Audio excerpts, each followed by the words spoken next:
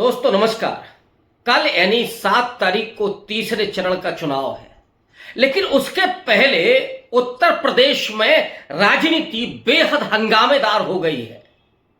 यहां पर operation UP चल रहा है अमित शाह के द्वारा। तो मायावती अपने प्रत्याशी बदल रही हैं और इधर अखिलेश यादव ने एक बयान आज दिया है और कहा है कि बहुजन समाज के लोगों मायावती कंप्रोमाइज कर रही हैं, इसलिए बीएसपी को वोट उन्हें नहीं देना चाहिए। बीएसपी को वोट दे करके वो वोट खराब करेंगे, क्योंकि ये चुनाव संविधान और लोकतंत्र को बचाने का चुनाव है। इसलिए अपना वोट समाजवादी पार्टी को दें, इंडिया अलायंस को दें। ये 3 परिस्थितियां और उसी के मद्देनजर इस वीडियो में मैं थोड़ा सा विस्तार से उत्तर प्रदेश की सियासत और उसमें अमित शाह, अखिलेश यादव और मायावती की भूमिका के बारे में थोड़ा बात करूंगा।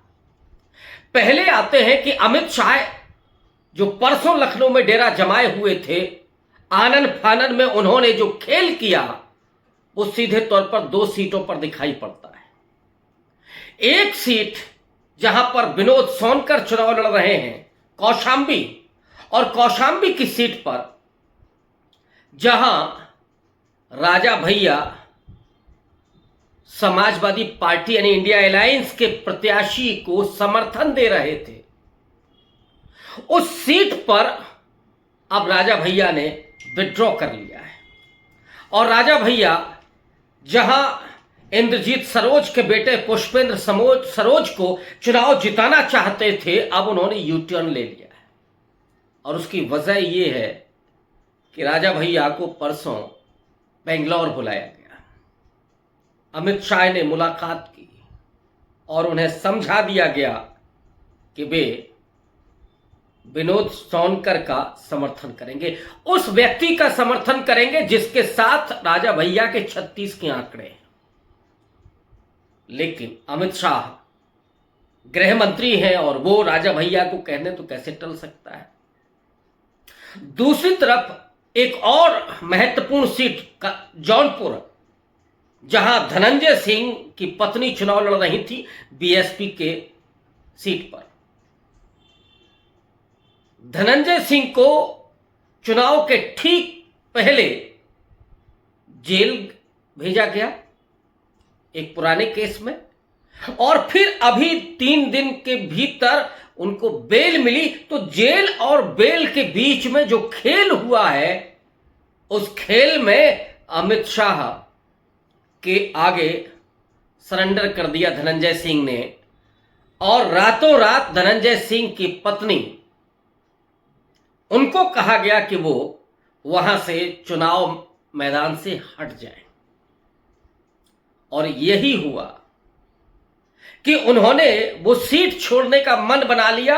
और इधर एक सूचना यह भी आ रही है कि रात को 1 बजे टेलीफोन मायावती को किया गया और उनको कहा गया कि टिकट बदलिए। अब ये कॉन्स्पिरेसी थ्योरी भी हो सकती है, लेकिन ये तो बिल्कुल तय है कि धनंजय सिंह की पत्नी ने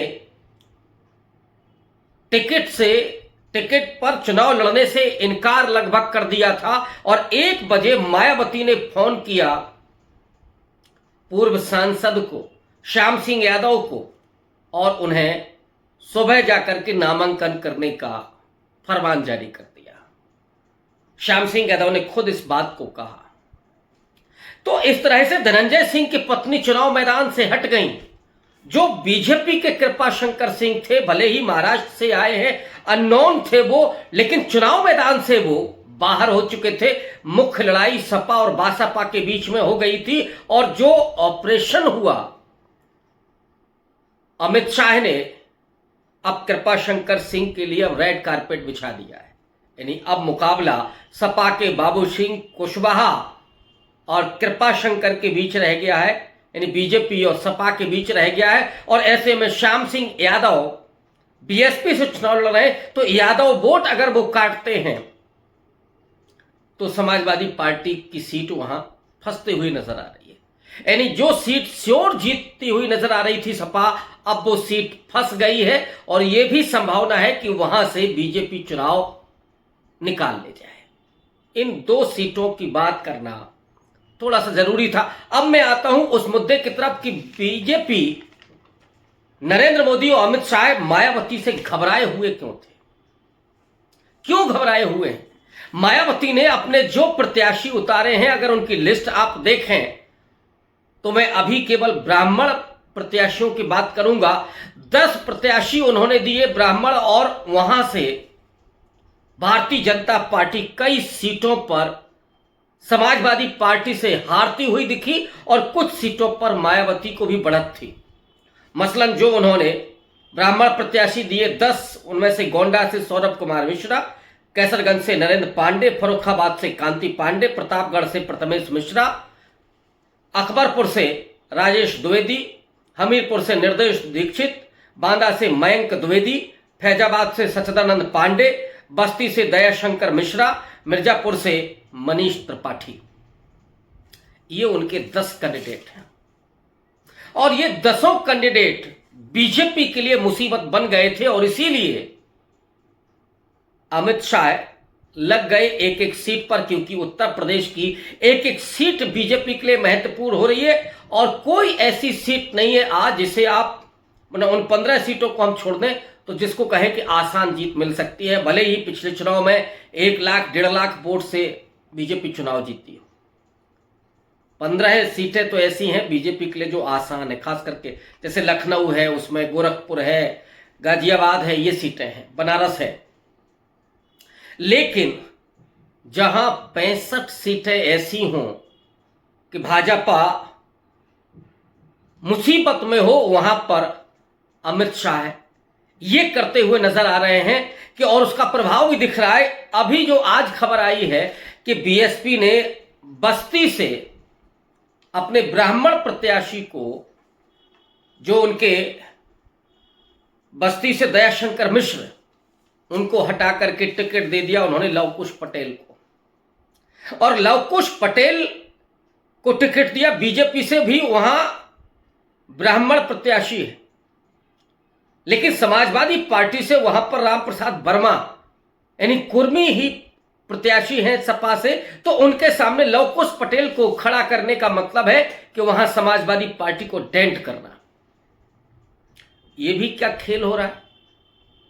तो क्या मायावती पर कोई दबाव है? और यह दबाव इस वजह से भी दिखता है कि जिस तरह से आकाश आनंद की रैलियां 4-4 रद्द होती और आकाश आनंद सीतापुर की रैली के बाद अभी सक्रिय नहीं है, और यह दिखाता है कि कहीं ना कहीं आकाश आनंद जो उभरते हुए स्टार की तरह दिख रहे थे, एक ऐसे दलित नौजवान के रूप में दिख रहे थे जो बेहद तेज तर्रार और बेहद आक्रामक मुद्रा में उन मुद्दों की बात कर रहा है, चाहे वो पेपर लीक का मुद्दा हो, चाहे वो दलितों के उत्पीड़न का मुद्दा हो, संविधान को बदलने का मुद्दा हो, या उत्तर प्रदेश में जिस तरह से बुलडोजर चल रहा है उसका मुद्दा हो। तो दलितों और बहुजनों में भाजपा के खिलाफ जो नैरेटिव आकाश आनंद बना रहे थे उसका बीजेपी को बड़ा नुकसान हो रहा था, और इसीलिए शायद आकाश आनंद को भी बिठा दिया गया। तो क्या यह माना जाए कि मायावती पर कोई दबाव है? और अगर मायावती पर कोई दबाव है तो क्या दलित इसको बर्दाश्त करेगा? क्या दलित भारतीय जनता पार्टी को हराने के लिए अब कहीं कंप्रोमाइज नहीं करेगा? मेरा अब इशारा अखिलेश यादव के बयान की तरफ, कि अखिलेश यादव ने जो आज कहा कि बहुजन समाज को इस बात को समझना होगा कि मायावती दबाव में है और बीएसपी को वोट देने का मतलब है कि वोट खराब करना। क्या अखिलेश यादव के इस बयान पर दलित सपा की तरफ जाएगा, या यह भी हो सकता है कि जो कोर वोटर है वो नाराज हो अखिलेश यादव से? लेकिन मुझे लगता है कि परिस्थितियां दूसरी हैं। एक्चुअली ये चुनाव पहले के तमाम चुनावों से बिल्कुल अलग है, और जहां घोषित रूप से बीजेपी के कई नेता ये कह रहे हो कि भारतीय जनता पार्टी को 400 सीटें इसलिए जीतनी है क्योंकि संविधान बदलना है, तो जो संविधान बदलने की लड़ाई है बाबा साहब डॉक्टर अंबेडकर की आइडियोलॉजी की जो लड़ाई है, उस लड़ाई में दलित समाज क्या मायावती को भी थोड़ा सा समय के लिए भूलने की कोशिश करेगा, या वो मायावती के ही उन विचारों को आगे लेकर के उन्हीं के पद चिन्हों पर चल करके जो भारतीय जनता पार्टी उसको हराने के लिए जो भी मजबूत कैंडिडेट देखेगा उस तरफ जाएगा? ये हो सकता है, लेकिन मुझे लगता है कि इसमें अखिलेश यादव को एक प्रयोग करना होगा और एक समझदारी दिखानी होगी। जाटव पर्याप्त संख्या में उन्होंने प्रत्याशी दिए हैं, लेकिन नॉन जाटव की जो सोशल इंजीनियरिंग है उसमें अभी वो थोड़ा सा पीछे है। तो जो आसानी से वो नॉन जाटव दलित को अपने साथ जोड़ सकते हैं, और जाटव इस प्रदेश में वैसे ही बेहद चेतना संपन्न है। वो डॉक्टर अंबेडकर और उनके संविधान पर हमला जरा भी बर्दाश्त नहीं कर सकता है, बेहद विवेकशील है, और वो ये देखेगा कि यहां पर अगर समाजवादी पार्टी या कांग्रेस पार्टी का प्रत्याशी मुकाबले में है तो फिर वो बीएसपी के प्रत्याशी को छोड़ेगा। मैं ऐसे कई सीटों को देख रहा हूं, लेकिन जहां पर बीएसपी का प्रत्याशी, मसलन जौनपुर में धनंजय सिंह की पत्नी जो चुनाव लड़ रही थी, वहां पे दलित मूव कर रहा था उनकी तरफ, या बांदा और हमीरपुर की जो सीटें हैं जहां पे अच्छी लड़ाई लड़ रहे हैं दोनों प्रत्याशी, उसमें निर्दोष दीक्षित और मयंक द्विवेदी, वो उस तरफ जा रहा है। लेकिन जहां पर बीएसपी का प्रत्याशी मसलन जालौन से जो प्रत्याशी हैं वो थोड़ा कमजोर स्थिति में है, इसलिए जो जाटव मतदाता है वो भी समाजवादी पार्टी की तरफ शिफ्ट कर रहा है। बेहतर हो सकता है अभी और समाजवादी पार्टी यानी अखिलेश यादव दलितों के बीच में थोड़ा जाएं। उनकी जो तमाम कमजोरियां थी, तमाम गलतियां थी, दलित उनको भूलने के लिए तैयार हैं, लेकिन वो भागीदारी का जो सवाल है, खास करके 2-3 जातियों को जो टिकट नहीं दिया गया है, जो उनको प्रतिनिधित्व नहीं मिला है, उस पर उनको विचार करना चाहिए और उनको प्रतिनिधित्व देने के लिए आश्वस्त करना चाहिए। उनके प्रतीकों को लेकर के बात करनी चाहिए। मुझे लगता है कि ये चुनाव एकदम 1-to-1 हो गया है, 2 ध्रुवीय हो गया है। ऐसे में अखिलेश यादव को बड़ी सहानुभूति मिल रही है, उनको फायदा मिल रहा है। अगर वो अति पिछड़ा समाज को जिस तरह से उन्होंने एड्रेस किया है, अगर नॉन जाटव दलित को भी थोड़ा सा स्पेस देते हैं तो इसका बड़ा फायदा उनको हो सकता है। और इसीलिए जो आज उनका बयान आया है, इस पर दलितों ने कोई रिएक्ट नहीं किया है खास।